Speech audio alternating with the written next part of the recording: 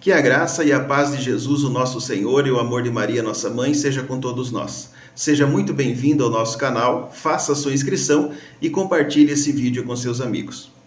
Meus queridos irmãos, é com grande alegria que eu quero apresentar a vocês o meu novo lançamento, o livro As Bruxas e a Inquisição Protestante.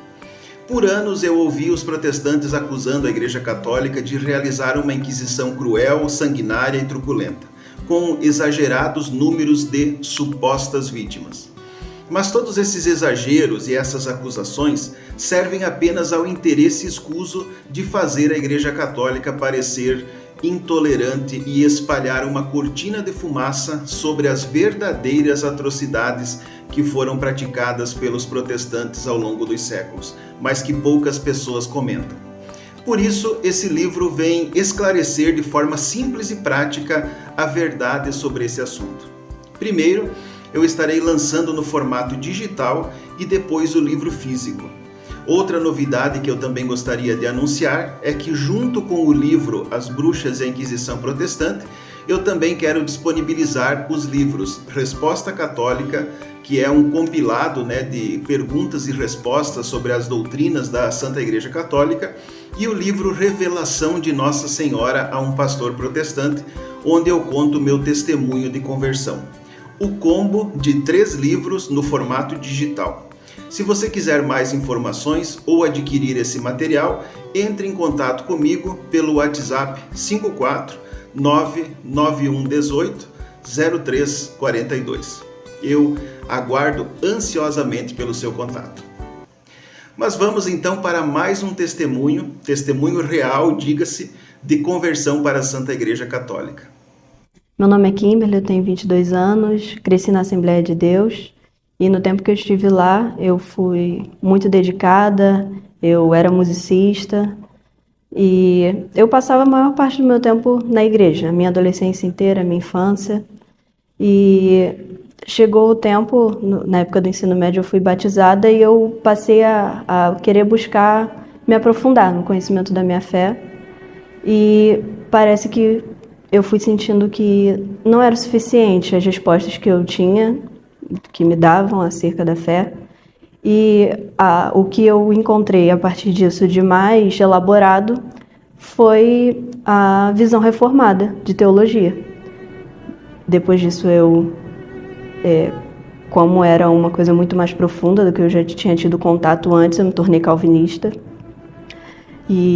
Mas como eu era musicista, apesar da minha visão reformada, ao qual eu tinha aderido, eu estava sempre em contato com igrejas pentecostais, neopentecostais, por conta da música.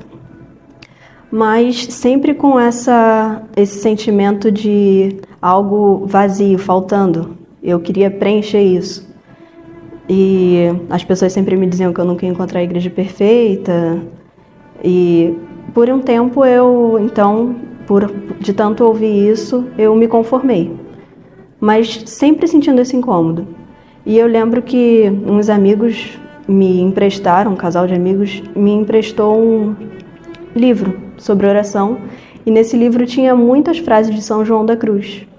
E foi aí o meu primeiro contato com qualquer coisa católica. E eu achei tudo muito bonito e era muito diferente do que eu já tinha pensado ser catolicismo.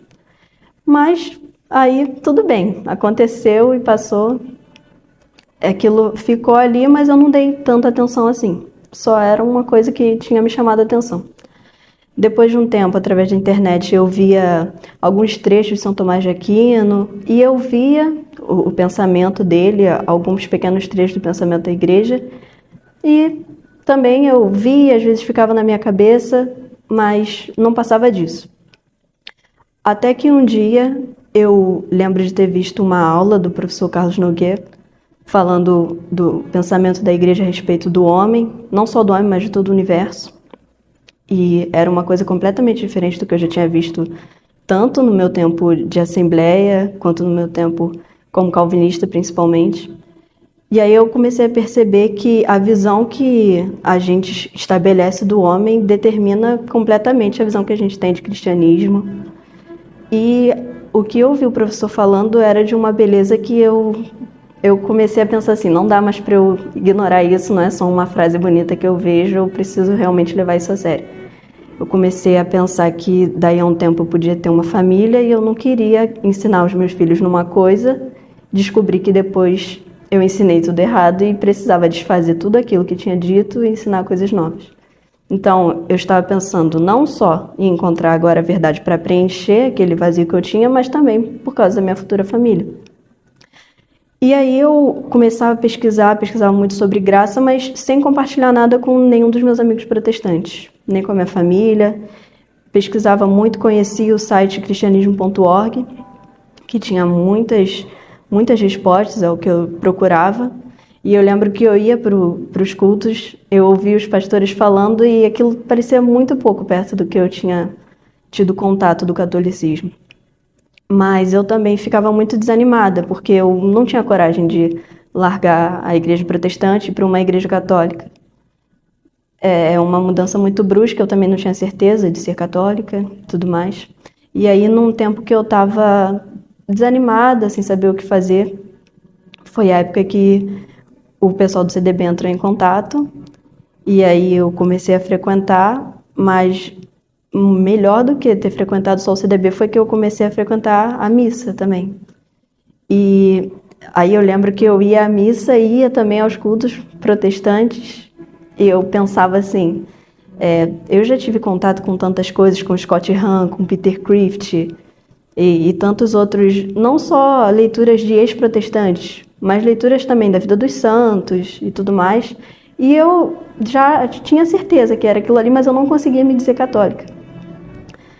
Depois que eu comecei a frequentar as missas e vi a devoção à Eucaristia, quando eu voltei aos cultos e eu não me sentia mais bem ali, eu não conseguia mais. Eu lembro de uma vez que foi a vez decisiva para eu decidir não participar mais dos cultos protestantes, que foi quando uma senhora do meu lado, durante a ceia, deixou cair um pouco do vinho no chão, e aí ela pisou no vinho e espalhou no chão. Aí parece que me deu uma dor, porque eu lembrei do cuidado que os católicos têm, e para o protestante isso não é nada.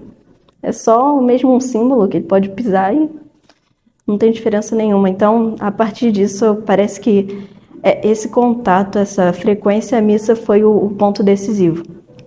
Eu decidi realmente que eu não queria mais estar fora dessa barca de Santo Agostinho, de São Tomás de Aquino. Eu precisava realmente ter a minha decisão final e fazer parte.